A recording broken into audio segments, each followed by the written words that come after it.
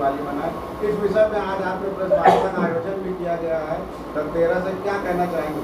सबसे पहले तो मैं आप लोगों के माध्यम से सभी सम्मानित देशवासियों को हार्दिक शुभकामना देता हूं धनतेरस दीपावली का।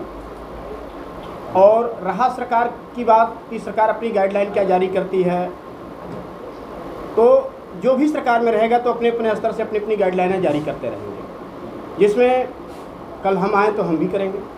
लेकिन जनता जनार्दन की व्यवस्था को देखते हुए हमें कोई भी गाइडलाइन जारी करना चाहिए, किसी भी तरह का कोई कार्यक्रम करना चाहिए। और रहा प्रधानमंत्री जी की बात, तो प्रधानमंत्री जी तो स्वयंभू हैं, उनके मन में जो आता है, रात में सोए सपना देख लिए, सुबह बोल दिए कि हाँ ये चीज़ है। लेकिन उसका पालन कम से कम अपने पार्टी के पदाधिकारियों के साथ तो करावें। अक्सर उनके पार्टी के पदाधिकारी देख रहे हैं कहीं कहीं कोई हवाई फायर कर रहा है, कहीं कुछ कर रहा है। और अभी उनकी प्रशासन, भाई जिसका सरकार होता शासन प्रशासन उसी का होता। जीता जागता नजीर ये है। चिन्हट में देखिए, मोहित पांडे नामक लड़के को हिरासत में लिया जाता है और उसकी पीट पीट करके हत्या कर दी जाती है, पुलिस पल्ला झाड़ा लेती है। 3 दिन पहले हमने एक कार्यक्रम के माध्यम से स्वतंत्र चेतना में एक प्रेस विज्ञप्ति हमारी निकली और एक वैभव इंडिया में निकली कि हम 20 लाख का मुआवजा मांग कर रहे थे।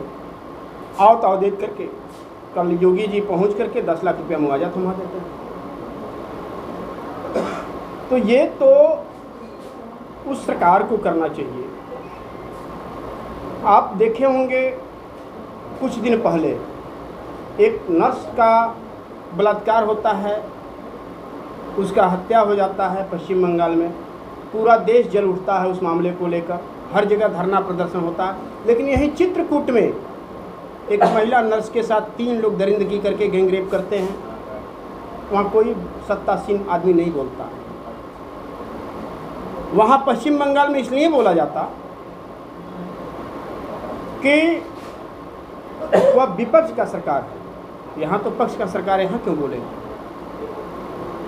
इसलिए जो है, जो भी सिस्टम देखने को मिलता तो लोग इस तरह से काम करते हैं। पूरा एक आगे की प्रक्रिया में और कुछ जानकारी अगर लेना चाहते हो तो उसके बारे में भी आप सवाल कर सकते हैं आदरणीय दानिश जी। जी, जैसा कि आपने बताया कि आपने 20 लाख मुआवजे के लिए कहा था, मुख्यमंत्री जी ने 10 लाख का मुआवजा भी दिया। जितने विधायक हैं सब लोग जाके हाल ही में आज ही डिप्टी सीएम ब्रजेश पाठक भी पीड़ित परिवार के घर में, कल योगेश शुक्ला जी ने भी विधायक बीकेटी से 1 लाख रुपये उनको दिया। तो इस विषय में आप किस नज़रिए से देखते हैं और आपके तरफ से क्या सहायता पीड़ित परिवार को दी जाएगी और क्या आप लोग उनके साथ हैं? देखिए, हम उस पीड़ित परिवार के साथ हर कदम पर हैं।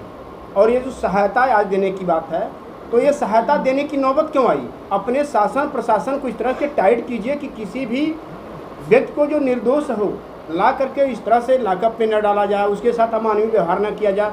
क्योंकि भारतीय संविधान में कहीं यह नहीं लिखा हुआ है किसी भी एक्ट में कि किसी भी मुलजिम को भी ला करके आप उसके साथ अमानवीय व्यवहार नहीं कर सकते। अगर वो थाने में बंद है, पुलिस कस्टडी में है, तो उसके इच्छानुसार उसके वकील से आप बात कराएंगे, उसके मुकदमे की पैरवी करने के लिए वकील निर्धारित कराएंगे, तब जाकर के उसके साथ कोई कार्रवाई कर सकते हैं। और यहाँ तो इनके शासन में यह है कि गिरफ्तार पुलिस आज करती है, गिरफ्तारी कल दिखाती है। प्रशासन का कहना है कि चिन्हट इंस्पेक्टर को तत्काल प्रभाव से निलंबित कर दिया गया और आगे उनकी जो बॉडी पार्ट थे उनको जांच के लिए रख लिया गया। भविष्य में कोई जांच होगी तो उस पर कार्रवाई। देखिए, निलंबित कर देना आसान नहीं है, क्योंकि निलंबित होंगे कल फिर वो बहाल हो जाएंगे। नौकरी मैं भी किया हूँ, नौकरी में कब आदमी निलंबित होता है, कब सस्पेंड होता है, कब बहाल होता है, ये मुझे भली भांति पता है। अगर ऐसी स्थिति है तो मोहित पांडे की भरपाई उनके परिवार को वह इंस्पेक्टर के निलंबन से नहीं हो पाएगा। उसको सबसे पहले टर्मिनेट कर देना चाहिए, नौकरी ही ना मिले, क्योंकि भविष्य में उसको देख करके आगे कोई प्रशासन का दरोगा हो, सिपाही हो, कोतवाल हो, ऐसा अमानवीय व्यवहार किसी भी आदमी के साथ ना करे।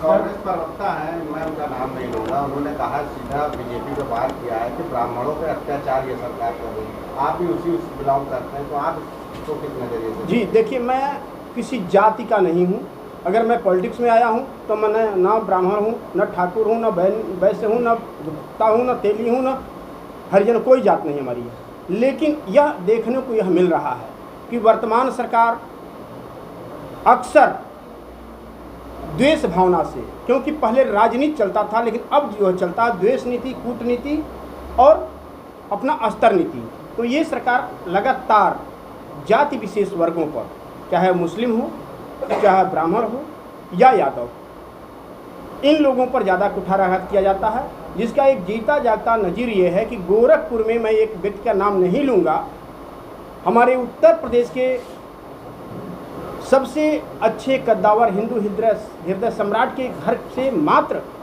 1 किलोमीटर की दूरी पर उस व्यक्ति का घर है। सोने की कुर्सी पर बैठता है और उसके ऊपर लगभग 40 मुकदमे हैं। आज तक उसके घर कोई कार्रवाई नहीं होती है। और आपके उत्तर प्रदेश के मुख्यमंत्री सीएम की कुर्सी पर जैसे आज मैं बैठा हूँ, तो कुर्सी पर बैठने के बाद सबसे पहले तो अपना आवाज़ धुलवाते हैं, गंगा जल छिड़कवाते हैं, उसके बाद उसी क्रम में जैसे उसको साफ कराए तो अपने ऊपर का मुकदमा भी साफ करा देते हैं। तो ऐसे लोगों को क्या कहेंगे? जो अपना मुकदमा साफ कराता हो तो जनता का क्या ख्याल करेगा?